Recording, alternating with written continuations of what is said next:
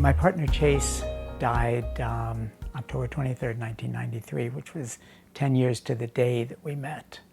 I had, after that point, sort of receded behind the walls of our Beacon Hill apartment. Having lost Chase, my best friend Randy, and dozens of friends before them, left me with sort of a paralyzing numbness. You know, I cried all my tears, and I had just packed it away for the winter, you know, behind those walls, and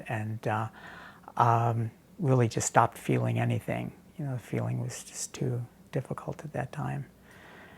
And I'd had Chase's body cremated, and I'd gotten several notices from the crematorium to pick up Mr. Leon's ashes, you know, and I just couldn't do it. Yeah, I guess it was the finality of the situation, but I just couldn't make myself go out into the cold, brutal Boston fall, winter, and pick those ashes up. So they just stayed where they were. They were in 4 boxes because Chase had requested that his ashes be disposed of in 4 different places, and I could foresee a future where I was going to have to divide ashes into 4, and I wanted no part of such a thing, so I asked them to do that. So they were holding those 4 boxes in South Boston somewhere, and I was doing my best to just avoid the whole ash situation.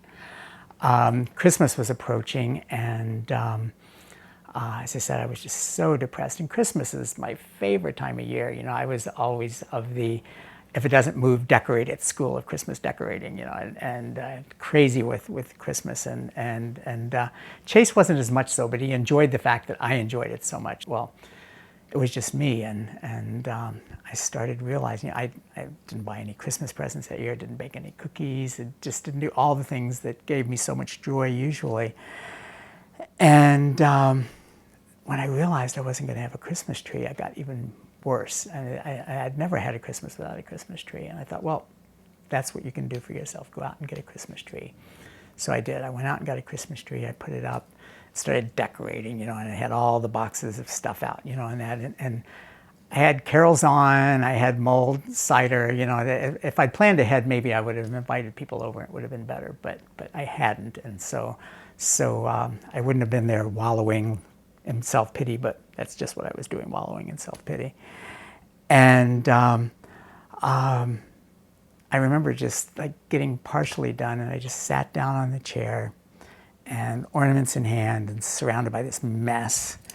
And I don't know how long I'd been that way, and the doorbell rang. And couldn't imagine who it was, but we had a garden apartment, so I had to go outside into the cold, into the garden, and open the big gate that I'd been hiding behind for months. And there was this skinny man, and all dressed in black, of course, with a Dickensian-looking man, you know, that right out of central casting for somebody who would be delivering ashes. There were 4 boxes in his hands, and I recognized them immediately, Chase's ashes. So I walked back into the house and closed the door and sat down where I was before the doorbell rang with those 4 boxes. They were all like little cubes about that big, 4 of them, just resting heavily in my lap. All that pent-up grief that I'd just been storing just all came out at that moment. You know, it was just, and possibly at what was the worst moment of my life. Through the bleariness of all this crying, I looked down at those boxes, you know, just holding them in my arms, and I noticed a little yellow Post-it note on top of one of them. And I just kind of, you know, wiped my eyes and read it, and clearly it was meant to be removed before the boxes were delivered, but it said, "Deliver 4 boxes of Leon to Michael Anastasio." And this struck me as funny. You know, in the midst of all that crying, I thought of Chase had a great sense of the absurd. And all of a sudden, it was like I was seeing that note through his eyes. Deliver 4 boxes of Leon. That was his last name, Chase Leon. 4 boxes of Leon. And all of a sudden, I started chuckling.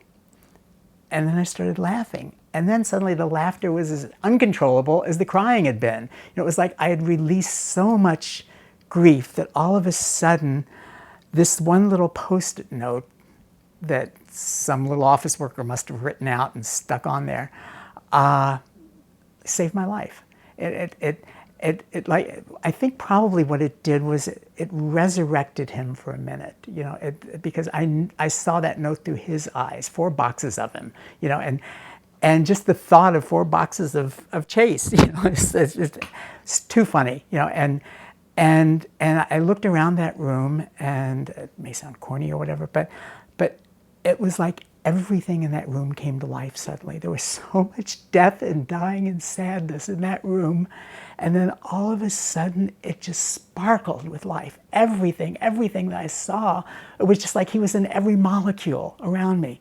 It was just this beautiful experience where suddenly everything had been about death and suffering. Now, all of a sudden, everything was life. I got out the prettiest wrapping paper that I had, wrapped all of them, very good gift wrapper, wrapped them all, best ribbon that I had, and tied them up and made these beautiful, 4 beautiful bows. And I put those 4 boxes of Leon under the Christmas tree, and